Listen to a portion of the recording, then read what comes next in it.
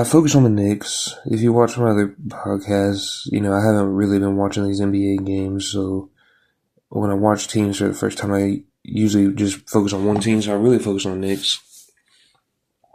And to me, the thing about the Knicks, like last year against the Celtics, to me, Brunson and Bridges are the best two closers in the whole NBA.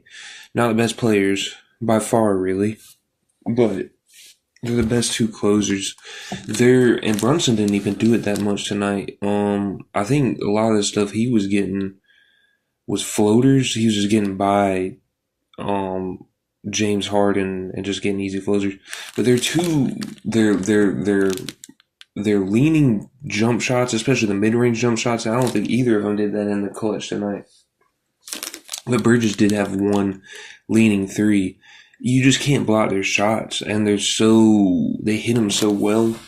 And towards the end, it's just knockdown. And towards the end, Brunson's just knocked down on any shot he takes. He hit like almost all his floaters, almost all his threes, and they were just going at James Harden. And James Harden just didn't want to play defense, which I'll get into that. But to me, Brunson and Bridges are just the best closers in all the NBA, and that's why. I didn't really go over and like when I did March Madness, I went through and watched all the teams intently or kind of intently, whatever, and then I made my picks. I didn't do that with the NBA this year. I did it last year. My bracket didn't end up well, but I just picked the teams and I picked the Knicks over the Thunder in the end because of that. Because I watched the Knicks Celtics series last year and the Knicks just were down so many. Maybe all four of the games they won, at least some of them, or at least like three of them.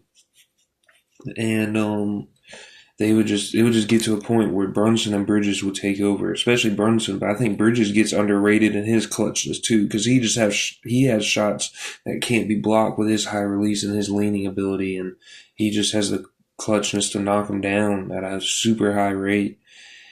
And I think the Knicks, if you take that clutchness away from them, I think a good bit of teams are better than them. But, I think the Thunder are better than them. I think the Spurs are better than them. I think the Cavs are better than them.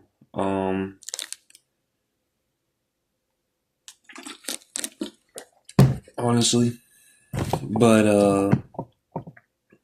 they're just going to keep it close, and in the end, when everybody kind of freezes up a little bit, they don't, and they just hit shots, Brunson and Bridges, and that's why I think they're going to win the whole thing. I think Max Kellerman said a long time ago, because he's really into analytics and he's really smart, and I like listening to him. But he said there's no difference between a regular jump shot in the first quarter and the jump shot to win the game or tie the game and send it to overtime. And that's just not true. And I believed him when he said it, even while, playing basketball at a not very high level at all. But if you played basketball at a high level at all, or at any level, not a high level at all, but at any level at all, you know that taking the final shot, your body can tense up a little bit. You can get chills. You just get nervous, and you still have to be able to hit shots through all that. It's not just psychological, it's physiological. And when you have a team that's just not gonna basically gets no nerves or knows how to conquer their nerves at every consistently at the end of games, and they're just going to hit all their shots, and they're going to get shots that you can't block, and there's really not much you can do about it. It doesn't really matter that teams are overall better than them. They keep the game close, and then they just kill the very end of the game. Because Cleveland overall, you take the clutch part away from them, I think Cleveland's a better team. I think the Knicks are a better defensive team and a better offensive team as far as the system of both. But Cleveland's defense is actually underrated now. I don't think they're that far behind New York.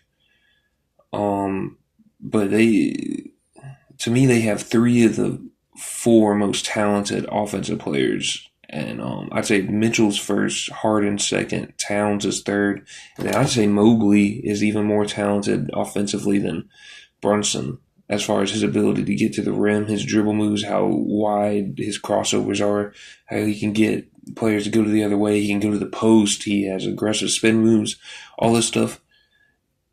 So, to me, you take the clutch part away from it. They're a better team than New York, but they're not going to blow New York out. I mean, they were up on them by a lot, honestly, and New York came back and made it close. As long as New York can keep it close, they just do better at the end. And that's why I think they're going to win the whole thing. Yeah, getting to Harden and how they attacked him. Harden's just not going to play defense. And I don't know. They went at him every time. I'm not saying he gave no